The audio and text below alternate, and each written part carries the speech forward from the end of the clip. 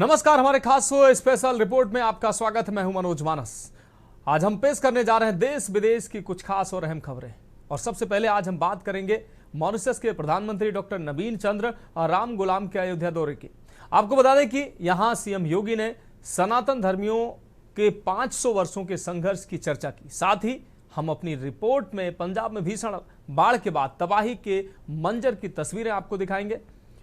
फिलहाल पंजाब का किसान फसलों के नुकसान का उचित मुआवजा मांग रहा है। वहीं दुखद समाचार के साथ चुनाव सुधारों के योद्धा एडीआर के संस्थापक जगदीप एस छोकर को विनम्र श्रद्धांजलि की हम बात करेंगे। जगदीप एस छोकर का हार्ट अटैक से निधन हो गया है। और चलते चलते बात पूर्व स्पीकर सूबे के बड़े ब्राह्मण नेता श्रीनिवास तिवारी जी की रीवा में प्रतिमा पर संग्राम की बात करेंगे। तो चलिए अब चलते हैं खबरों के विस्तार में।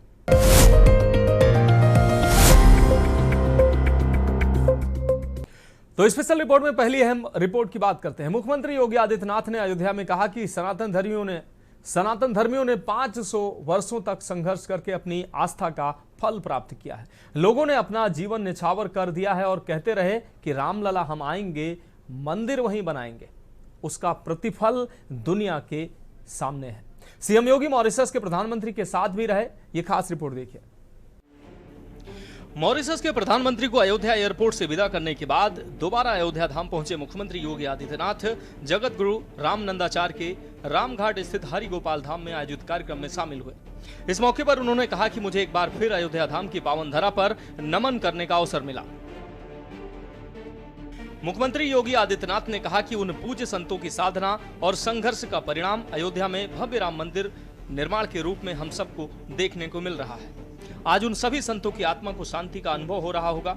वहीं प्रधानमंत्री नरेंद्र मोदी के संसदीय क्षेत्र काशी के बाद मॉरिशस के प्रधानमंत्री डॉक्टर नवीन चंद्र राम गुलाम अयोध्या पहुंचे, जहां महर्षि वाल्मीकि एयरपोर्ट पर उनका स्वागत मुख्यमंत्री योगी आदित्यनाथ और कृषि मंत्री सूर्य प्रताप शाही ने किया।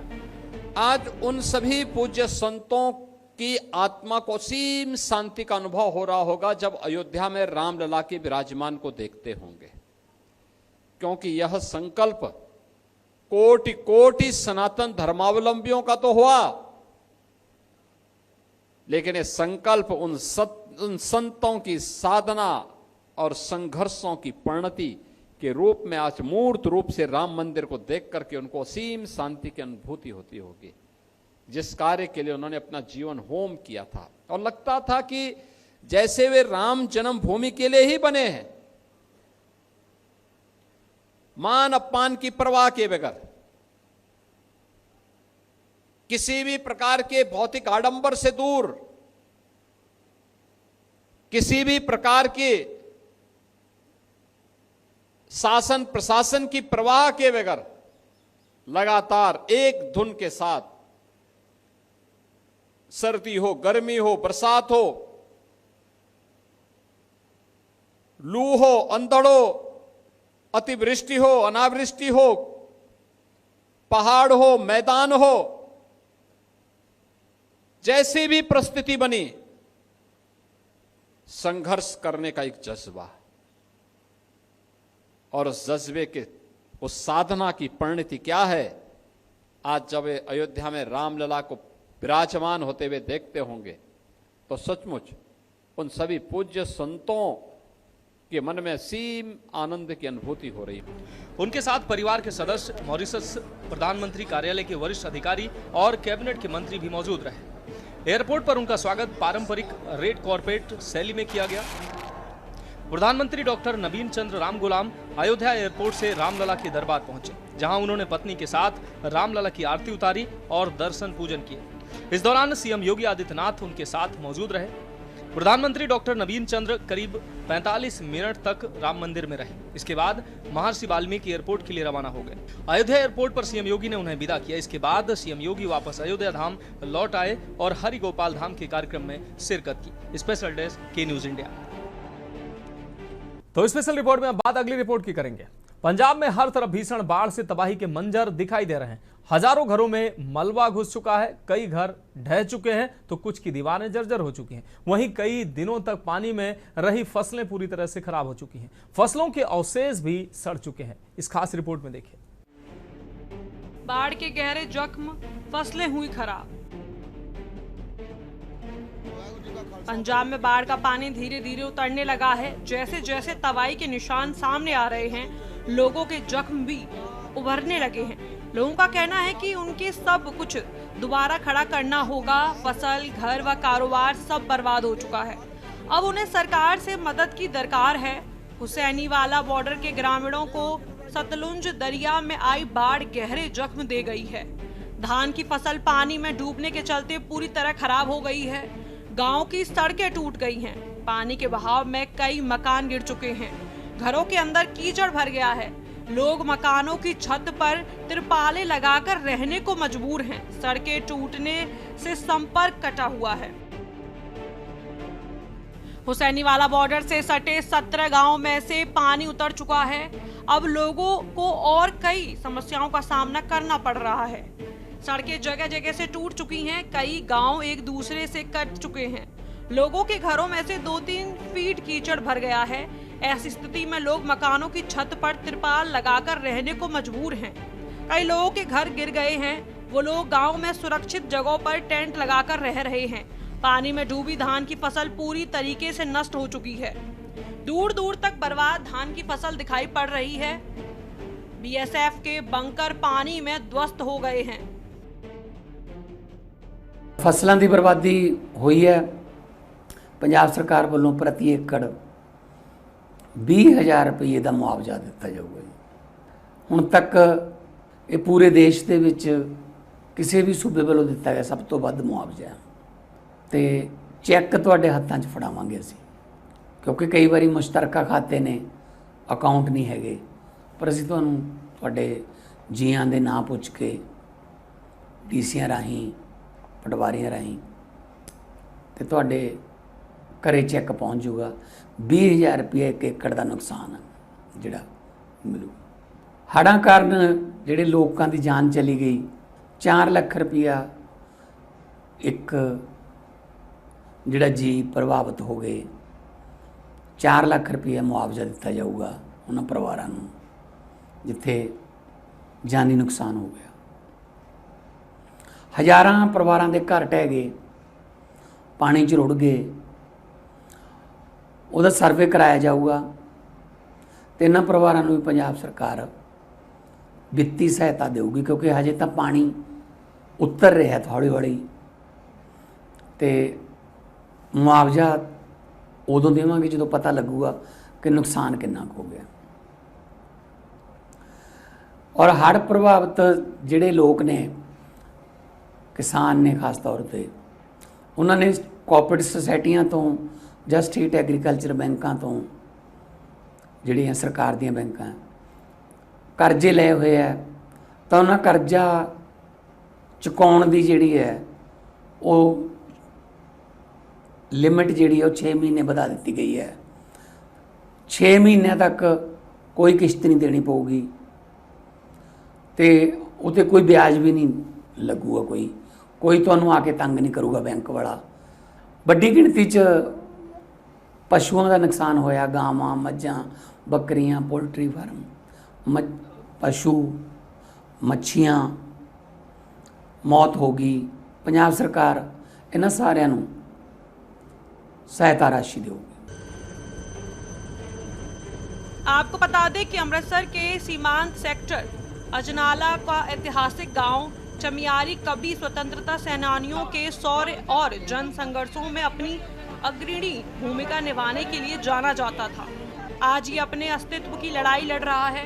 बीते दिनों रावी दरिया के रौद्र रूप और मूसलाधार बारिश ने इस गांव की तस्वीर ही बदल रखी है। रावी का पानी तो अब उतर चुका है, लेकिन ये अपने पीछे तबाही के गहरे निशान छोड़ गया है। इससे यहाँ के लोग एक अनकहे डर और भविष्य की चिंता में जी रहे हैं। आपदा ने केवल इंसानों के आशियानों को ही नहीं बल्कि उनके सपनों को भी तोड़ा है। गांव के आधा दर्जन से अधिक घर बुरी तरीके से क्षतिग्रस्त हो गए हैं। कई कच्चे घरों की छत ढह गई है। गांव के कुछ लोगों के कच्चे मकान अब रहने लायक नहीं बचे हैं। आपको बता दें, परिवार के साथ पीड़ित पड़ोसियों के घर में शरण लिए हुए हैं, लेकिन ये चिंता उन्हें खा रही है कि अपना घर वो दोबारा कब बना पाएंगे। आपदा का सबसे बड़ा असर खेती और पशुधन पर पड़ा है। किसानों की सैकड़ों एकड़ फसल पूरी तरह बर्बाद हो चुकी है। खेतों में पानी के साथ आई रेत और गाद की मोटी परत जम गई है, जिससे जमीन बंजर होने के कगार पर है। गांव में धान की फसल तो पूरी तरह से गल गई है। अब अगली फसल की बुनाई कैसे होगी? खेतों में जमी रेत को हटाने में ही लाखों का खर्च और महीनों की मेहनत लगेगी। बता दें कि लोग चाहते हैं कि पंजाब और केंद्र सरकार की ओर से घोषित की गई सहायता राशि बिना किसी देरी और भ्रष्टाचार के सीधे प्रभावितों तक पहुंचे। गांव के टूटे हुए बुनियादी ढांचे जैसे सड़कों, गलियों और नालियों को तत्काल दुरुस्त करने की भी जरूरत है। किसानों को नष्ट हुई फसलों का उचित मुआवजा और खेतों को फिर से उपजाऊ बनाने के लिए विशेष सहायता पैकेज मिलना चाहिए। इसके अतिरिक्त गांव में मनुष्यों और पशुओं के लिए तत्काल मेडिकल कैंप लगाए जाने की सख्त जरूरत है। स्पेशल डेस्क के न्यूज इंडिया।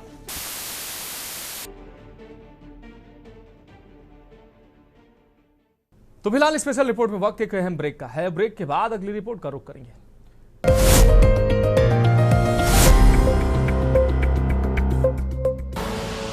आप देख रहे हैं के न्यूज, खबरों का सारथी।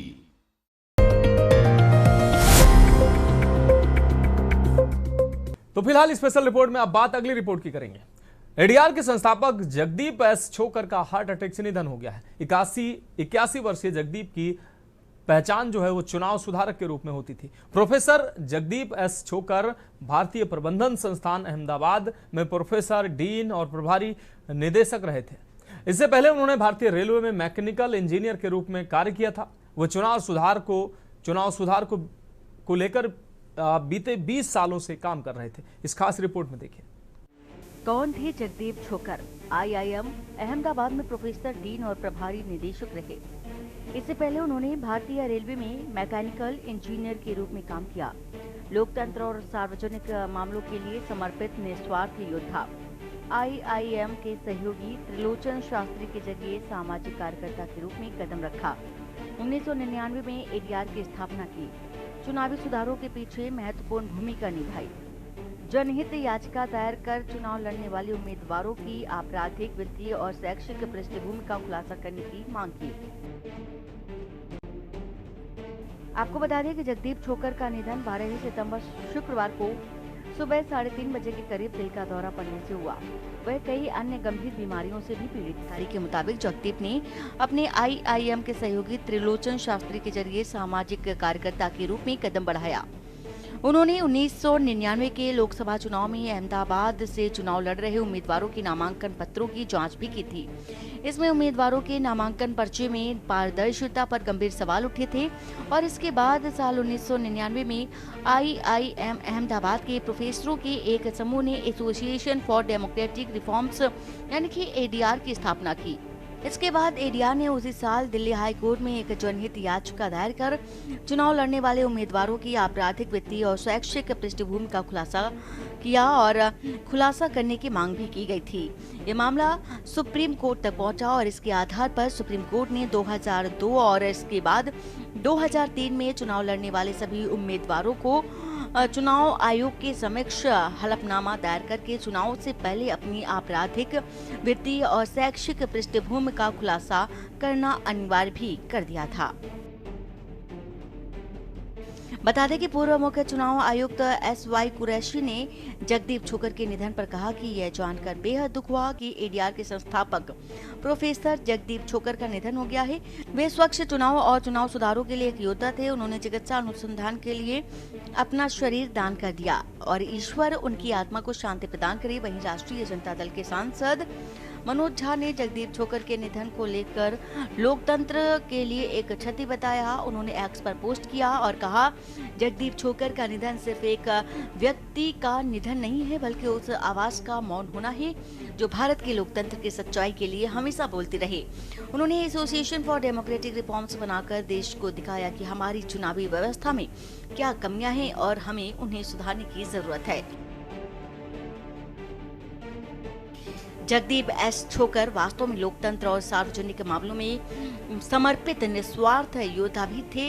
अत्यंत विनम्र और आत्मनिरपेक्ष उन्होंने और ADR ने पिछले 2 दशकों में कुछ प्रमुख चुनावी सुधारों के पीछे महत्वपूर्ण भूमिका निभाई, जिनमें से उम्मीदवारों की संपत्ति और आपराधिक पृष्ठभूमि को एफिडेविट पर घोषित करना शामिल है। एडीआर एसआईआर के खिलाफ मुख्य याचिकाकर्ता हैं और पिछले लगभग 3 दशकों में एडीआर के प्रयासों से चुनाव पर प्रभाव डालने वाले सुप्रीम कोर्ट के कई उल्लेखनीय फैसले भी सामने आए। इनमें साल 2002 का वह निर्णय भी शामिल है जिसके तहत लोकसभा और राज्य विधानसभा चुनाव के उम्मीदवारों के लिए अपने लंबित आपराधिक मामलों, वित्तीय स्थिति, शैक्षिक पृष्ठभूमि की घोषणा करना अनिवार्य कर दिया था। बता दें कि फरवरी 2024 में सुप्रीम कोर्ट ने एक ऐसे मामले में सरकार की चुनावी बॉन्ड योजना को संवैधानिक करार दिया जिसमें एडीआर भी एक याचिकाकर्ता था। अप्रैल 2024 में एडीआर की एक याचिका पर एक और फैसले के तहत उपविजेता के अनुरोध पर चुनाव में इस्तेमाल होने वाली इलेक्ट्रॉनिक वोटिंग मशीनों यानी कि ईवीएम की जांच और सत्यापन के लिए भी एक नई प्रणाली शुरू की गई थी। स्पेशल डेस्क के न्यूज इंडिया। तो स्पेशल रिपोर्ट में बाद अगली रिपोर्ट की करेंगे। रीवा में पूर्व विधानसभा अध्यक्ष श्रीनिवास तिवारी की प्रतिमा को लेकर बखेड़ा चल रहा है। प्रतिमा पर संग्राम के हालात बने हुए हैं। प्रशासन बनाम कांग्रेस, श्रद्धांजलि और सियासत का माहौल बना हुआ है। इस खास रिपोर्ट में देखिए। कानूनी रूप से चौराहे या सार्वजनिक स्थानों पर प्रतिमाएं लगाने संबंधी आदेशों और कानूनों का पालन करना जरूरी है। बहरहाल रीवा कहें या विंध्य प्रदेश या फिर कहें पूरे समूचे मध्य प्रदेश का दुर्भाग्य है कि एक प्रतिमा को लेकर बखेड़ा खड़ा किया जा रहा है।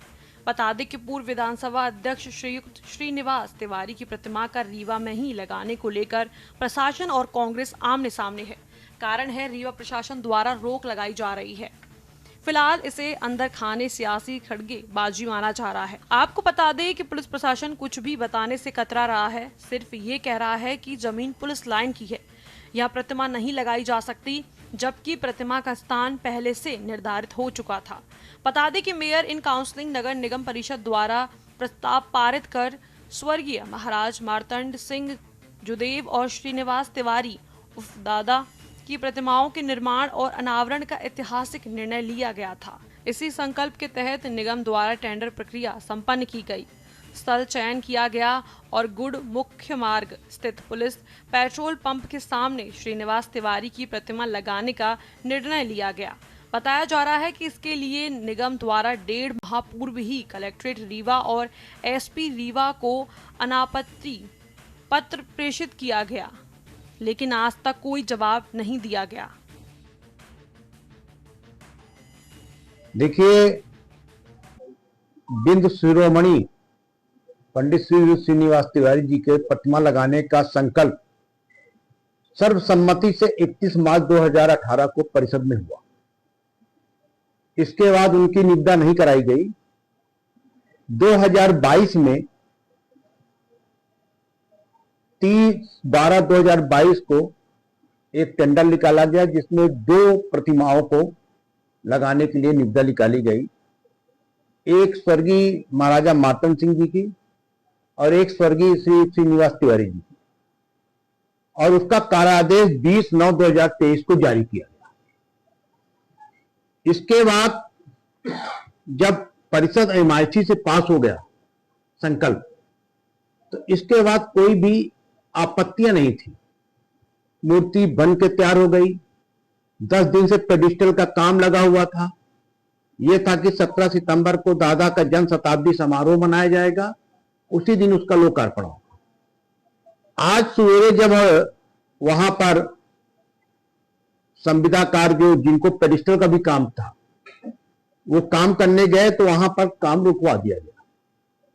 भारी पुलिस बल खड़ा था राइफल लेकर। ऐसा लग रहा था कि जैसे कि चीन और हिंदुस्तान के बॉर्डर में खड़े हों। आपको बता दें कि इस पूरे मामले में अचानक नियम कायदों का हवाला देकर अवरोध खड़ा करने को लेकर आम लोगों के बीच चर्चा है कि ये प्रशासन की संकीर्ण मानसिकता और जनभावनाओं के प्रति अनादर है। वहीं जब 17 सितंबर को पंडित श्रीनिवास तिवारी की 100वीं जन्म शताब्दी समारोह के अवसर पर उनकी मूर्ति स्थापित करने की बात आई तो पुलिस महकमा उसमें हस्तक्षेप करने लगा। वहीं आपको बता दें कि रीवा विधानसभा सीट से विधायक राजेंद्र शुक्ला उप मुख्यमंत्री हैं। जो अपने आप को बड़ा ब्राह्मण नेता कहते हैं, फिर भी एक बड़े ब्राह्मण नेता की प्रतिमा लगाने को लेकर बखेड़ा सियासत की ओर इशारा करता है। हम लोगों का प्रतिमा लगाने का उद्देश्य सिर्फ ये था कि आने वाले जो जनरेशन है वो उनके बारे में जाने कि पंडित श्रीनिवास तिवारी क्या थे, उनके द्वारा किस तरह के कार्य किए गए और उन्होंने कितनी लोगों की मदद की, ये भावी पीढ़ी न भूलने पाए, इस उद्देश्य से हम लोग लगा रहे थे। उनका 100 वर्ष का जन्म शताब्दी मनाया जा रहा था कांग्रेस पार्टी की तरफ से, पर षड्यंत्रकारियों ने इस कार्य को में व्यवधान पैदा किया।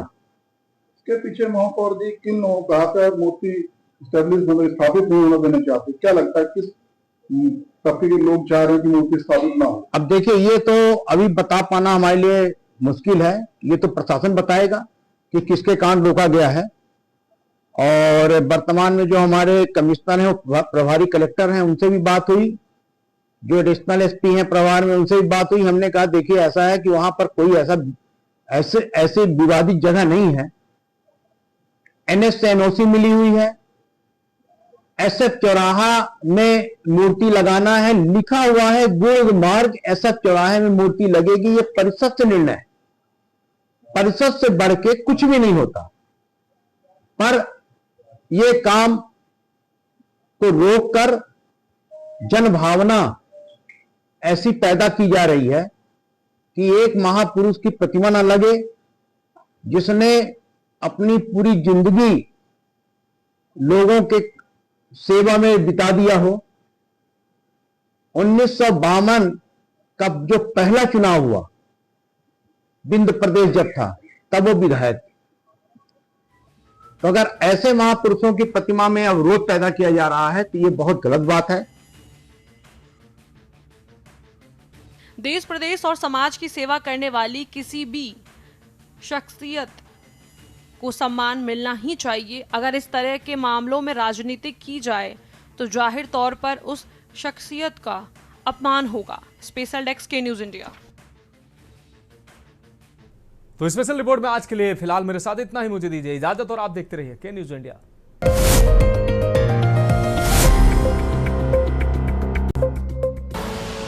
आप देख रहे हैं के न्यूज़, खबरों का सारथी।